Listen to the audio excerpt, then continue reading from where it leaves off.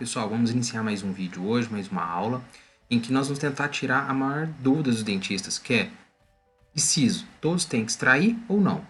Nem todo siso precisa ser extraído, a gente tem que analisar cada caso, tá certo? Então vamos, durante essa aula, tentar elucidar e conhecer um pouquinho mais sobre essa questão, de quais sisos nós devemos manter e quais sisos nós devemos extraí-los, tá ok? Baseado nisso, eu procurei uma revisão de literatura de 2020, em que eles analisaram a possibilidade de extrair os terceiros molares assintomáticos e livres de doenças, certo? E vamos destrinchar um pouquinho sobre essa revisão de literatura. Primeira coisa, nós temos que determinar o que é um dente incluso. O dente incluso é aquele dente que ele não nasceu, ele não erupcionou por algum motivo, por algum fator de retenção, seja um dente, seja a angulação do dente, do dente em questão, que está incluso. O mais comum é o terceiro molar, mas não é o único. Ainda também temos os dentes caninos, que é muito comum de ficar inclusos. Tem dentes premolares, mas a abordagem dessa aula, dessa discussão nossa aqui, vai ser mais voltada para terceiros molares, tá certo? E os terceiros molares, eles inclusos, eles podem ser parciais ou totais. Os parciais são aqueles que são semi-erupcionados, semi-inclusos, semi-retidos, em que parte do dente está erupcionado. E ainda ele pode ser parcialmente erupcionado tanto na parte mucosa quanto na parte óssea, tá certo? Então, tem essas duas questões. E se ele está incluso somente em questão, só está retido sobre tecido mucoso, ou se ele está também retido sobre tecido ósseo, tá joia? A incidência dos terceiros molares, acredita-se que 24% da população apresente um terceiro molar incluso. Então, ou seja, quase que 1/4 da população mundial deve ter algum dente em que está incluso retido. Então, é uma grande parcela da população e é um problema de saúde pública considerável. Que, se a gente imaginar, isso daí vai refletir em pós-operatórios que vão ter atestados de trabalho, que vão ter atestados por faltas em escolas. Então, acaba sendo também uma questão de saúde pública. Não extremamente relevante, mas tem. Para a gente pensar, primeiro a questão desse artigo era terceiros molares assintomáticos livres de patologias, certo? Porque se ele apresentar qualquer tipo de patologia, seja uma pericoronarite, uma reabsorção radicular do segundo molar, uma doença periodontal na distal do segundo molar, uma formação cística, uma formação tumoral, e já inviabiliza, já é indicativo de extração. Então já não tem mais essa discussão, se deve ou não extrair. A gente só deve levantar essa questão, se o dente deve ser extraído ou não, se ele estiver assintomático e livre de patologias, tá? Então, esse aí é um ponto-chave. Se tem patologias ou sinais e sintomas, extrai o dente, não tem conversa. Agora, se ele estiver assintomático, livre de doenças, agora nós vamos começar a pensar um pouco mais se é necessário ou não essa extração.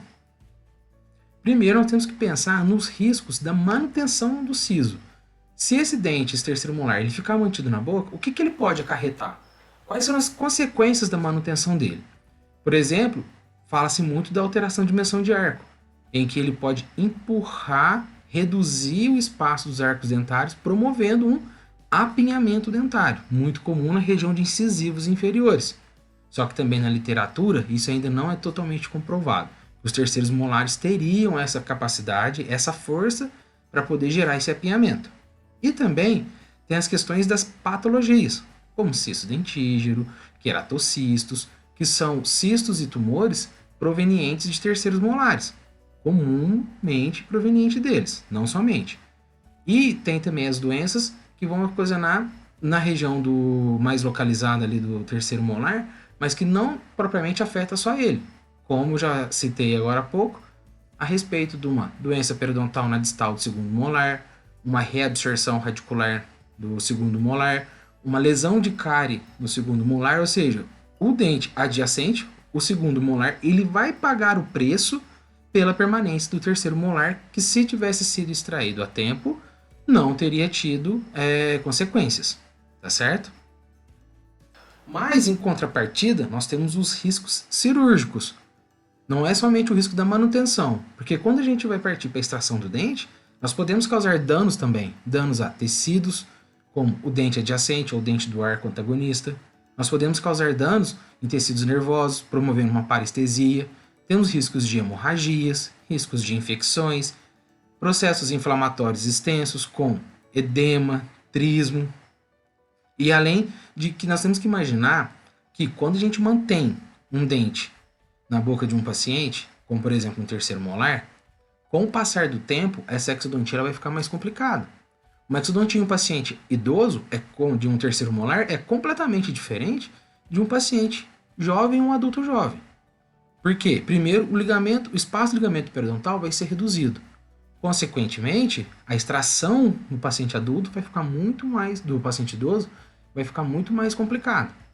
Temos que pensar ainda da imunossenescência, que é a queda de imunidade do paciente idoso, em que isso nós vamos ter que tomar mais cuidado devido à situação imunológica dele que está debilitada pela idade, como também a fragilidade capilar, que a gente vai poder ter uma maior possibilidade de hemorragias e de equimoses, que são aquele roxo, aquela difusão do sangue pelos tecidos, que também vai ser mais comum no paciente idoso. E sem falar ainda das patologias associadas sistêmicas.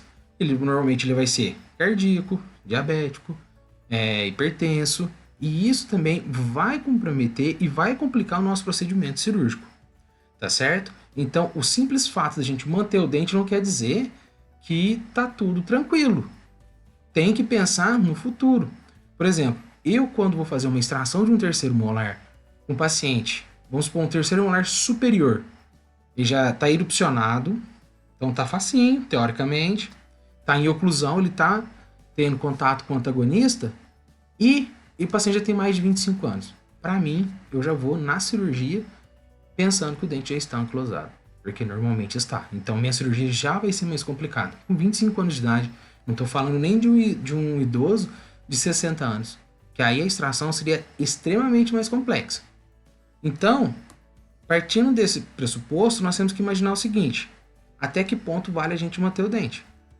E ainda dentro dos riscos cirúrgicos, como tem nesse caso aqui dessa notícia que eu tirei do G1, em que uma mulher no Mato Grosso ela veio a óbito após a extração de um terceiro molar, proveniente de uma infecção generalizada.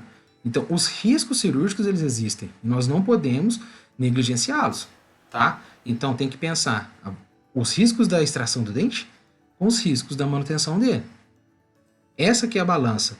E nós vamos colocar nessa balança e nós vamos pensar claramente, analisando cada caso. Se aquele dente ele tem um risco grande de desenvolvimento de um procedimento patológico, de alguma patologia que ele possa vir surgir, que viabilize a extração, a idade é favorável e condiz com o procedimento, então nós vamos fazer essa extração. Os riscos cirúrgicos superam os benefícios e os riscos da patologia são pequenos, então nós vamos fazer um acompanhamento. Não quer dizer que não vai extrair esse dente e vai deixar o paciente, não, você não precisa extrair, esquece que isso existe. Não, porque hoje essa patologia não existe. Mas tem como a gente garantir que ano que vem não vai ter nada? Que daqui 10 anos não vai ter nada? Então nós temos que fazer acompanhamento, pelo menos radiográfico, anualmente. Então não é deixar o paciente a Deus dará. Se ele não extrair, tem que fazer o acompanhamento, tá certo? Para evitar formações císticas, formações tumorais, comprometimento de dentes adjacentes, como eu já citei anteriormente. Como nesse caso aqui, de um paciente meu, em que ele apresentava os 4 terceiros molares e o dente 38, pela posição que ele apresentava, formou uma cárie na distal do segundo molar, fazendo com que esse dente tivesse que ser feito até um tratamento endodôntico e uma prótese aqui futura. Então, esse dente, o dente 38, eu promovi a extração dele, fiz a extração do dente 28, fiz a extração do dente 18, mas o dente 48 eu não fiz a extração. Por que eu não fiz a extração do dente 48? Se a gente analisar aqui, bem próximo ao canal mandibular, as raízes estão sobrepostas. No exame radiográfico da panorâmica, a gente não pode dizer que existe uma relação entre as raízes com o nervo alveolar inferior.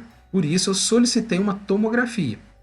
Nessa tomografia, eu pude verificar que existia uma relação, uma íntima relação entre as raízes do nervo alveolar inferior e eu optei, junto com o paciente, em manutenção desse dente. Então, eu fiz a extração do 18, eu fiz a extração do 28, eu fiz a extração do 38 e mantive o 48, pensando lá no slide anterior naquela balança. Os riscos cirúrgicos ali sobrepôs os benefícios, onde tinha uma grande possibilidade de desenvolver uma parestesia nesse paciente. Então, ele está fazendo acompanhamento radiográfico com a gente, tá certo? Então, é isso que a gente tem que pensar.